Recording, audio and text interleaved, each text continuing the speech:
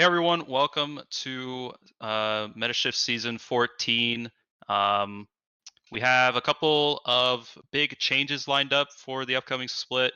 Going to be a competitive balancing, like retooling for the next season, and we're kind of excited to unveil that and use that for the next coming seasons. And hopefully, it runs really, really well. We've done a lot of research and testing on it. So we are doing a tier system now. Essentially, what this tier system is, every player is going to be assigned a player tier, um, and their player tier is going to be a part of a whole team tier.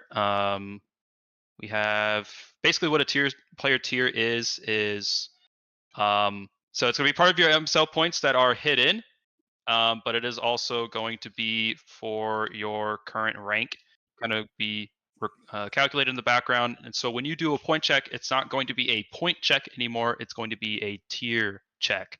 Next is like what ranks kind of identify for what tier.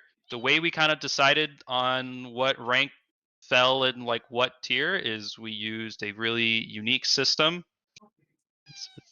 It's a bowl. We just pulled out a bowl. No, I'm just kidding. We just we used the old system that we had, kind of how we selected points for each rank, and we really like that system. We think it makes a lot of sense for how good players are at certain rank levels and the differences between certain ranges of ranks, and we like how that is. So on the table, you have grandmaster, challenger level players that are going to be the top echelon. It's tier X because we felt bad about putting tier 9, honestly. like, and honestly, we've never actually had like an actual like challenger grandmaster player like play, so um, giving them a number just felt weird. Basically, right now, the major thing that you probably notice is like everyone's silver 3 to silver 4, or sorry, silver 3 and below to iron 4 is all considered tier 8. Um, it's the same thing with the current point system. You can go check the rule book there. Everyone's silver 3 and below is the same points, and it's just basically so like you can't load up players in the same tier, right? And plus, like we've never ran like a true IBS league, so there was never a reason to differentiate between those ranks at all. Basically, we'll be moving on to the team tier caps for each division. This is a pretty good reflection of the current point caps for each division. We kind of just ported them over. We like where they are now. There are going to be some adjustments with the overall amount of talent that you can have on your team in each division. Like I'm pretty sure Helium is like technically slightly weaker than current Helium, and like something like Xeon and Radon are technically stronger overall right now. But um, it's going to be the kind of the same idea and the same players that you're going to be normally playing against in those divisions anyways. Next, I think, is the player tier caps for each role. Each division basically has a cap player that they're allowed to play in that division. It's the same thing with the maximum point cap for each player to play in a division. It's the same idea, and it's basically the kind of thought process we had with that. And we did a lot of math with this to make sure it worked out numbers wise.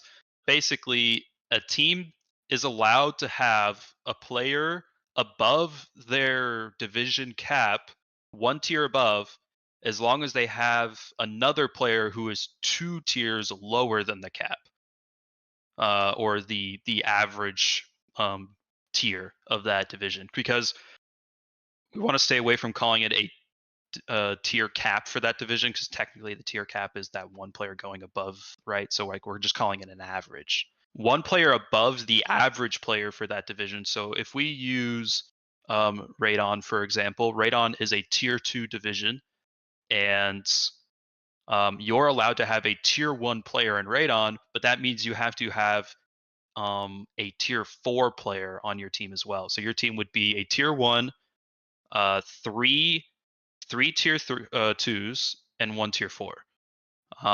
While every other team will have 5 tier 2s. You can have people who are below those tiers, but you can't have anybody who's higher than those tiers.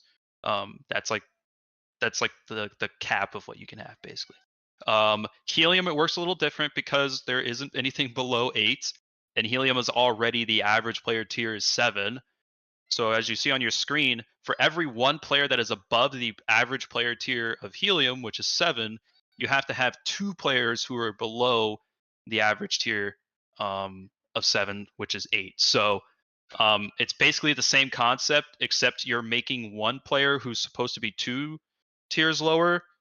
You're changing it to 2 players just being 1 tier lower. Because again, we don't have a tier 9.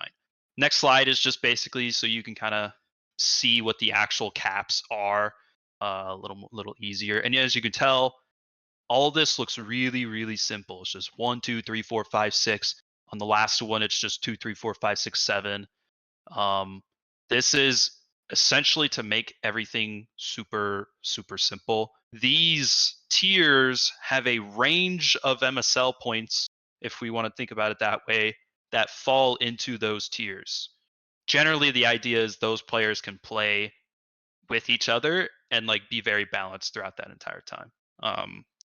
And this whole player tier cap playing in the division is just gives teams a little bit more flexibility when coming in and not having such a rigid roster of everyone being the same rank because that never happens. Literally, I think there's only one MSL team currently that has the same team that has the team that are all the same tier, and we're actually going to look at this the next slide to see that right now as like this is like the example perfect team. OME Outbreak currently is like the example perfect team of Krypton. They're all tier 4. They all fall in tier 4. And again, this MSL points number is not going to be shown. You're not going to see that anymore. You're only going to see tier 4.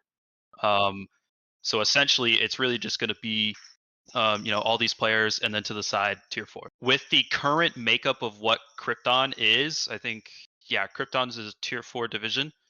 They're all 5 tier 4, perfect Krypton division, right? All at the average of what Krypton is. But right now, in current MSL standards, they're actually a Xenon team. They're they're like a little higher than what um our system or our new system would put them. So that is going to happen to a lot of you guys, where your points or your tier is going to kind of affect where you get placed. And a lot of times you guys might go down or you'll go up. It kind of just depends on like the shakeup of it and stuff. But however, if we look at the next team, this team is a made up team, as the name suggests. So we kind of took some players from OME and added them here to show you what the alternate roster of what Krypton could be. So you can kind of understand and see what the differences between those two teams are, and see that sure, they have Russian Ronin, who's a tier 3 player, but they also have to have Pufin, who's a tier 6 player. Yeah, I think that's kind of everything. um Say hi to my kitty. He's freaking out. He's wired to all hell right now. But um yeah, I think this system is to just make everything super, super simple. Registration is going to be really easy. Make finding subs is going to be really easy. Also, a big thing that I didn't say: points are getting soft resets. Um, when the idea of the it's a soft reset instead of a hard reset, but we're going to still use current MSL points to calculate the new reset value points, but they're also going to take into consideration what your peak rank is, what your current rank is, and you're going to get a new valuation. And that's going to change a lot of people. A big example is Metashift himself. His points now are considered, I think, at 28, and he is considered a tier 4 player currently, but he just hit D2 like a week ago, or a couple days ago.